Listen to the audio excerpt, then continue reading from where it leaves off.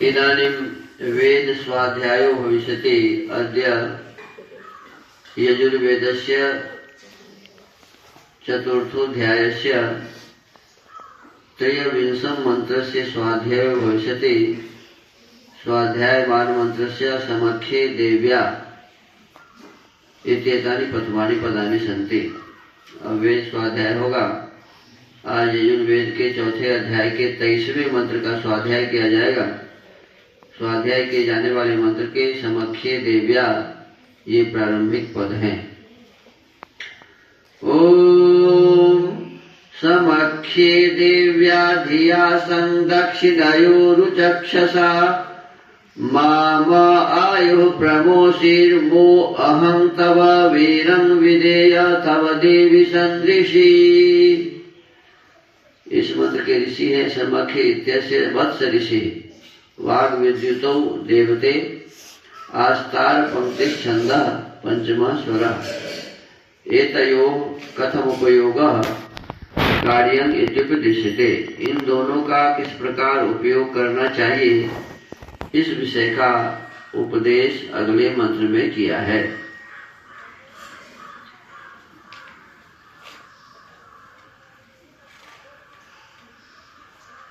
पिछले मंत्र में बताया था कि वाणी का और बिजली का कैसे उपयोग करना है।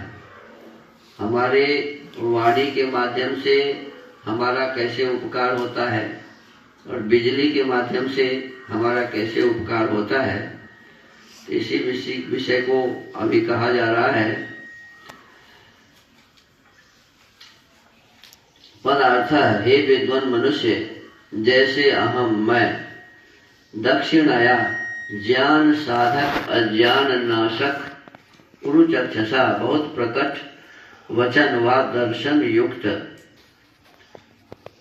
देदीप्यमान धिया प्रज्ञा व कर्म से तब उस देवी सर्वोत्कृष्ट गुणों से युक्त वाणी व बिजली के सदृशी अच्छे प्रकार देखने योग्य व्यवहार में जीवन को समख्ये कथन से प्रकट करता हूँ।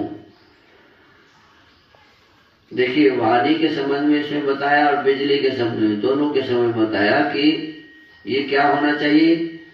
तो ज्ञान के अनुसार, ज्ञान को बढ़ाने वाला और अज्ञान को नाश करने वाला होना चाहिए।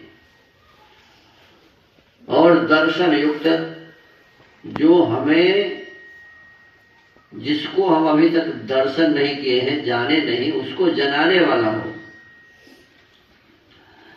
देदीप्यमान प्रज्ञा व कर्म से उस सर्वोत्कृष्ट गुणों से युक्त, माने सर्वोत्कृष्ट का मतलब होता है सबसे उत्तम, सबसे बढ़िया, सबसे सुंदर, श्रेष्ठ गुणों से युक्त वाणी हमें बोलनी चाहिए। और इसी प्रकार बिजली जो है, इसका भी ऐसे ही प्रयोग करना चाहिए। वह मेरे जीवन को नाश न करे, मेरी वाणी और ये बिजली ऐसा न हो कि हमारे जीवन को नाश कर दे। अब देखो, बिजली को यदि हम पकड़ लेंगे तो क्या होगा जी? जीवन नाश हो जाएगा कि नहीं हो जाएगा? तो कैसे पकड़ना चाहिए, इसकी भी विधि है। बिजली के तार को कैसे छूना चाहिए, इसके लिए भी क्या है, ये विधि है। विधि के अनुसार ज्ञान पूर्वक समझदारी से यदि हम छुएंगे तो फिर हम मरेंगे नहीं, हमारा नुकसान नहीं होगा, हमें दुख प्राप्त नहीं होगा। और बिना जाने, बिना विचारे, जैसे तैसे हम उसे छुएंगे तो फिर ये जीवन दुखमय हो जाएगा, नष्ट भी हो जाएगा। तो इसीलिए विचार पूर्वक हमें बिजली का प्रयोग करना चाहिए। ऐसे ही वाणी, अब वाणी को हम जैसे तैसे बोलेंगे तो उसका असर गलत होगा। तो इसीलिए हमें इस वाणी का भी प्रयोग ठीक से करना चाहिए।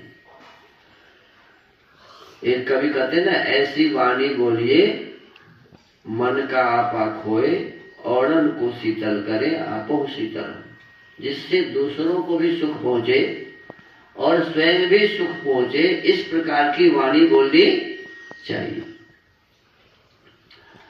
तो कहते हैं जीवन को नाश न करे उसको मैं अविद्या से नष्ट न करूं।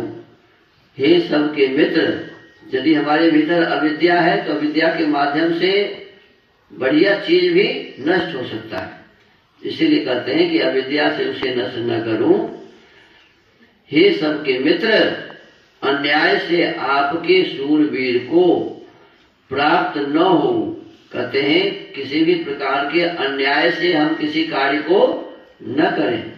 वैसे ही तू भी पूर्वोक्त सब करने अन्याय से मेरे शूरवीरों को प्राप्त मत हो। माने हर एक व्यक्ति का ये कर्तव्य है, विद्वानों का भी कर्तव्य है, परिवार में जो हमारे सदस्य हैं उसमें जो मुखिया हैं उनको भी, अन्य जितने भी लोग हैं सबको, ये हमारा देश है तो देश में हमारे जो चुने हुए नेतागण हैं तो उनको भी कोई गलत काम नहीं करना चाहिए और हम सबको भी कोई गलत काम नहीं करना चाहिए, तभी ये देश उन्नति को प्राप्त होगा। यदि कोई छोटा परिवार है या कोई संस्था है तो वहां भी इसी प्रकार के नियम होने चाहिए। उसमें जो बड़े लोग हैं वो भी और छोटे लोग हैं वो भी, सभी यह निश्चय करे कि मैं कोई भी अविद्या से युक्त गलत कार्य नहीं करूंगा, दुख देने वाला काम नहीं करूंगा, तो फिर हमारे आपके इस जीवन को सुखी बनाया जा सकेगा, अन्यथा नहीं। तो आज के इस वेद स्वाध्याय के क्रम को यहीं विराम देते हैं। ओम।